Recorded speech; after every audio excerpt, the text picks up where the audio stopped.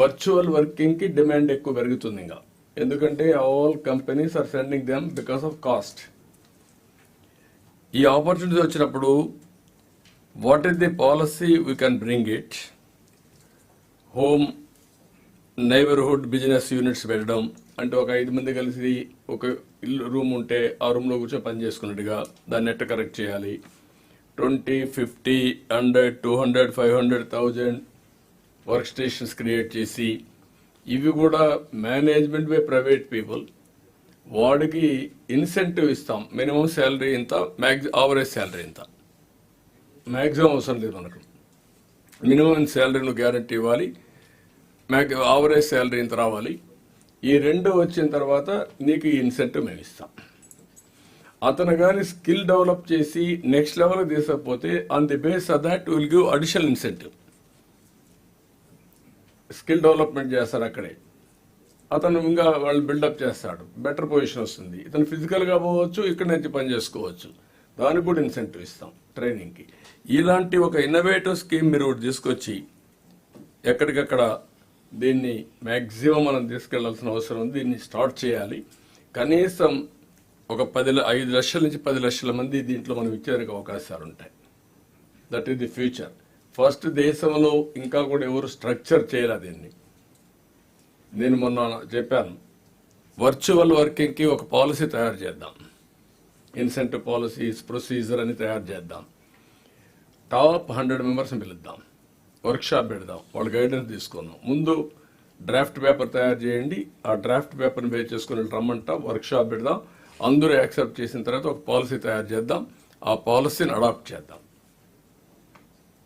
ఇమీడియట్గా ఒక time bound programme పెట్టుకుని మీరు చేయండి. అది చేస్తే దీనివల్ల ఒక ఐడియా వస్తుంది. దెన్ ఫర్దర్గా మనం ముందుకు పోవడానికి అవకాశం వస్తుంది. Andhra Pradesh should become virtual working hub. Knowledge upgrade చేస్తూనే ఉంటాం. స్కిల్స్ అన్నీ కూడా అప్గ్రేడ్ చేస్తాం. Technical skills, soft skills, everything ఏం కావాలో రిక్వైర్మెంట్ చేసుకుంటూ చేసి, ఒకప్పుడు మన వాళ్ళు అమెరికా పోయి పనిచేసే పరిస్థితి, ఇప్పుడు అక్కడి నుంచి అమెరికా నుంచి వచ్చి ఊర్లో వచ్చి కంపెనీలు స్టార్ట్ చేసే పరిస్థితి తీసుకురావాలి. That will be our motive.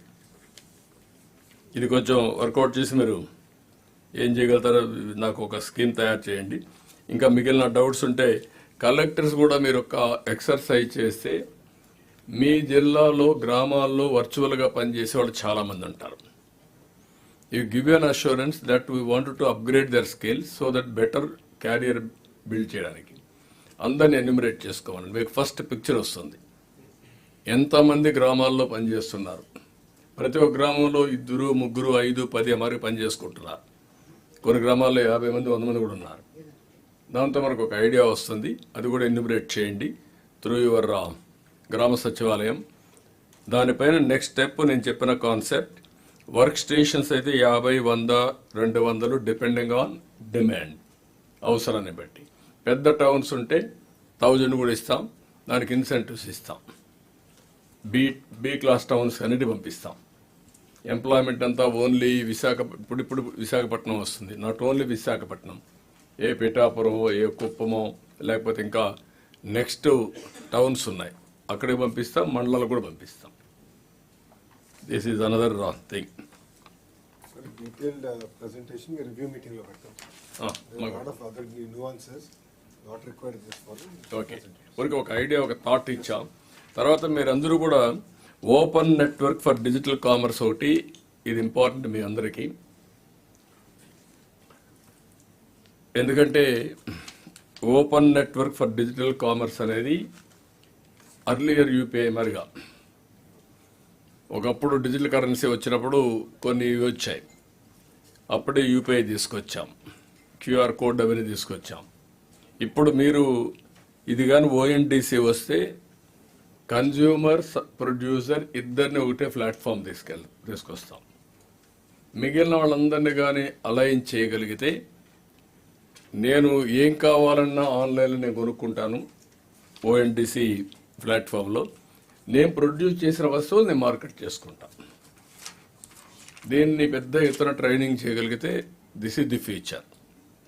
ఏదైనా అగ్రికల్చర్ ప్రొడ్యూస్ కావచ్చు, హ్యాండీక్రాఫ్ట్స్ కావచ్చు, లేకుంటే ఆ విలేజ్లో దొరికే ఏదైనా కావచ్చు, అవన్నీ అమ్ముకోవడానికి గ్లోబల్గా కానీ నేషనల్గా కానీ ఎక్కడ అమ్ముకోవాలన్నా ఈ ప్లాట్ఫామ్ ఉపయోగపడుతుంది.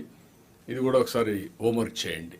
మీకు ఏదైనా డౌట్స్ ఉంటే కూడా అడిగి కనుక్కొని మీరు స్టార్ట్ చేస్తే మీకు ఒక ఐడియా వస్తుంది. ఓకే, ఏమైనా డౌట్స్ ఉంటే మీరు అడగండి.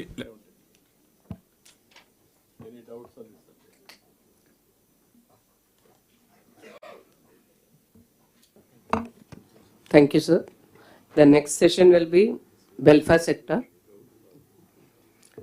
This will be presented by social welfare, tribal welfare, BC welfare and EWS, minority welfare, and women and children